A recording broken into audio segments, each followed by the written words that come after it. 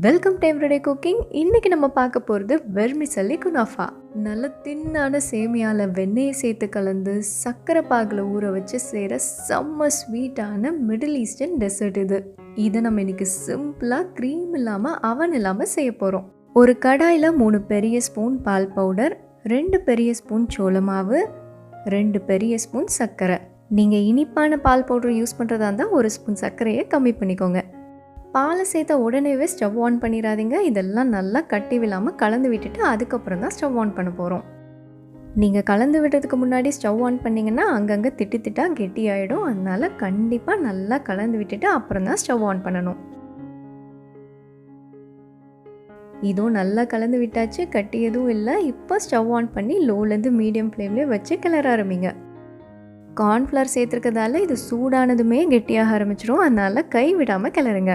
இந்த மாதிரி கெட்டி ஆயிடுச்சுன்னா க்ரீம் ரெடி. இது ஆறட்டும். அதுக்குள்ளே க்ரீம் சீஸ் ரெடி பண்ணுறதுக்காக நம்ம பாலை திரிச்சிக்க போகிறோம்.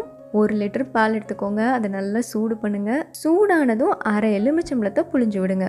இதை நீங்கள் வினிகர் யூஸ் பண்ணி திரிக்கலாம், இல்லை தயிர்லேருந்து பிரிஞ்சு வரும் பார்த்தீங்களா, அந்த தண்ணியை கூட யூஸ் பண்ணி திரிக்கலாம். மொத்தத்துக்கு நல்லா சூடான பாலை திரிச்சிடணும். திரிச்சிங்கன்னா இந்த மாதிரி கர்ட்ஸ் தனியாக வந்துடும். இதை கலெக்ட் பண்ண போகிறோம். ஒரு வடிகட்டியில் இதை ஊற்றி கர்டை தனியாக பிரிச்சுருங்க. எப்பயுமே கொதிக்க வைக்கிறதுக்கு முன்னாடி பாலை திரிச்சிங்கன்னா நம்மளுக்கு சீஸ் கிடைக்கும். நல்லா கொதித்த பாலை திரிச்சிங்கன்னா நம்மளுக்கு கிடைக்கிறது பன்னீர். இங்கே நம்ம கர்ட்ஸை பிரிக்கிறதுக்கு லெமன் தான் யூஸ் பண்ணியிருக்கோம். அதனால இந்த மிச்சமான தண்ணியை நீங்கள் கிரேவிக்கு யூஸ் பண்ணிக்கலாம், இல்லை அடுத்து சீஸோ பன்னீரோ செய்கிறதுக்கு கூட நீங்கள் இதை யூஸ் பண்ணிக்கலாம். இப்போ கிடச்சிருக்கிற பன்னீர் கொஞ்சம் புளிப்பாக இருக்கும் இல்லையா, அதனால் தண்ணி ஊற்றி அலசிக்கணும்.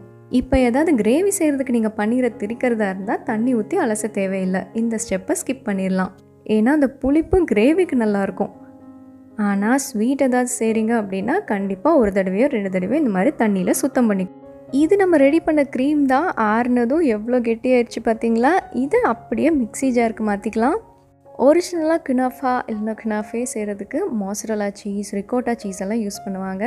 மொசரல்லா சீஸ் பீட்சா சீஸ் இல்லையா, அதனால ஸ்ட்ரெச்சியாக இருக்கும். நடுவில் ஒரு ஸ்ட்ரெச்சி லேயர் கிடைக்கும். நீங்கள் வேணும்னா அந்த மாதிரி கூட செய்யலாம். இது சிம்பிள் வெர்ஷன் ஆஃப் குனாஃபா. இங்கே நம்ம ரெடி பண்ண பன்னீரையும் சேர்த்தாச்சு. இது ரெண்டையும் இப்போ மிக்சியில் நல்லா அடிச்சுக்குவோம்.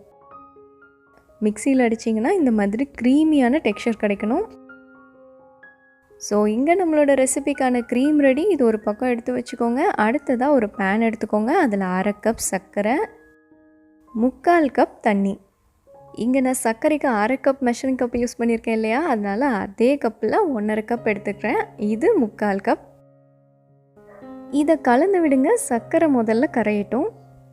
இங்கே நம்ம எந்த பதமும் பார்க்க போகிறதில்ல. சர்க்கரை கரைஞ்சி பிசு பிசுன்னு ஆகணும், அவ்வளோதான். இதில் 1/4 டீஸ்பூன் ஏலக்காய் தூள் சேர்த்துக்கோங்க. ஒரிஜினல் ரெசிப்பியில் ரோஸ் வாட்டர் சேர்ப்பாங்க. உங்களுக்கு அந்த ஃப்ளேவர் பிடிக்கும்னா தாராளமாக ரோஸ் வாட்டர் சேர்த்துக்கோங்க. சிரப் ரெடி ஆகிடுச்சு. இதை லாஸ்ட்டாக நம்ம டெசர்ட் மேலே ஊற்ற போகிறோம். கொஞ்சம் ஊற்றுறதுக்கு வசதியாக இருக்குங்கிறதுக்காக தான் இந்த பவுலில் மாற்றுறேன். அடுத்ததாக நம்மளோட மெயின் இன்க்ரீடியன்ட் வந்தாச்சு, அதாவது சேமியா. இது தின்னான சேமியா 250 கிராம் எடுத்துக்கோங்க. இதை குட்டி குட்டியாக உடச்சிக்கலாம். இந்த வெரைட்டி இந்த மாதிரி நீளமாக இருக்கும். நீங்கள் தான் கை வச்சு உடச்சிக்கணும். எவ்வளோ சின்னதாக உடைக்க முடியுமோ அவ்வளோ சின்னதாக குட்டி குட்டியாக உடச்சிக்கணும்.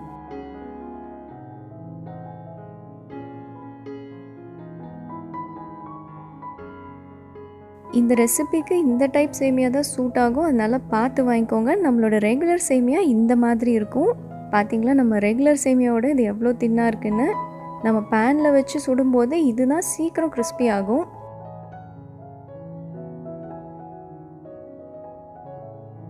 இதோ நம்ம சேமியாவை நல்லா குட்டி குட்டியாக நொறுக்கியாச்சு. இதில் நம்ம இப்போ வெண்ணெய் சேர்க்க போகிறோம். 2 டேபிள் ஸ்பூன் அளவுக்கு வெண்ணெய் சேருங்க. அதை நல்லா சேமியாவோட கலந்து விடுங்க. கெட்டியாக இருக்கிற வெண்ணெயை கலந்து விட கஷ்டமாக இருந்துச்சுன்னா லைட்டாக உருக்கிட்டு அதை கொஞ்சம் ஆற விட்டுட்டு இதோட சேர்த்து கலந்து விடுங்க. ஈஸியாக கலந்துடலாம். மொத்தத்துக்கு வெண்ணெயை சேமியாவோட கலந்துடணும். இந்த ரெசிபி செய்கிறதுக்கு நம்மளுக்கு 2 பேன் தேவை. அதில் நெய்யோ வெண்ணெய்யோ தடவி வச்சுருங்க.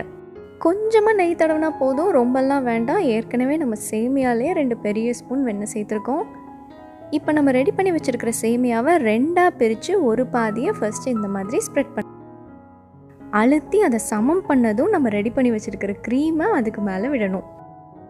மொத்த க்ரீமையுமே நீங்கள் அதுக்கு மேலே ஊற்றிடலாம். ஊற்றி அதையும் ஸ்ப்ரெட் பண்ணிக்கோங்க. இதுக்கு மேலே நம்ம இன்னொரு பாதி சேமியாவை ஆட் பண்ணி அதையும் சமமாக ஸ்ப்ரெட் பண்ண போகிறோம். க்ரீம் வெளியே வரக்கூடாது, வெளியே தெரியவும் கூடாது. அதுக்கு தகுந்த மாதிரி சேமியாவை கொஞ்சம் அழுத்தம் கொடுத்து நல்லா சமம் பண்ணிக்கோங்க. ரெடி ஆகிடுச்சுன்னா அதை அப்படியே தூக்கி அடுப்பு மேலே வைங்க. லோ ஃப்ளேமில் 8லேருந்து 10 நிமிஷம் குக் பண்ணணும். ஒரு சைட் குக் பண்ணியாச்சுன்னா வெண்ணெய் தடவி வச்சுருக்கிற இன்னொரு பேனை யூஸ் பண்ணி இதை இந்த மாதிரி திருப்புங்க. திருப்பிட்டு இதையும் 8லேருந்து 10 நிமிஷம் குக் பண்ணணும். இதை கண்டிப்பாக லோ ஃப்ளேமில் தான் குக் பண்ணணும், அப்போ தான் அடி பிடிக்காது. நீங்கள் அவன் யூஸ் பண்ணுறதா இருந்தால் 180 டிகிரி செல்சியஸில் 30 நிமிஷம் பேக் பண்ணணும். ஒரு சைட் 15 நிமிஷம், திருப்பி இன்னொரு பக்கமும் 15 நிமிஷம். இங்கே நம்மளோட சேமியா முருகி சூப்பராக இது ரெடி ஆகிடுச்சு. சூடாக இருக்கும்போதே சர்க்கரை பாகை பரவலாக இந்த மாதிரி ஊற்றி விட்டுறணும். சூடாக இருக்கும்போதே இந்த மாதிரி ஊற்றிட்டிங்கன்னா சேமியா ஈஸியாக அந்த பாகை இழுத்துக்கும்.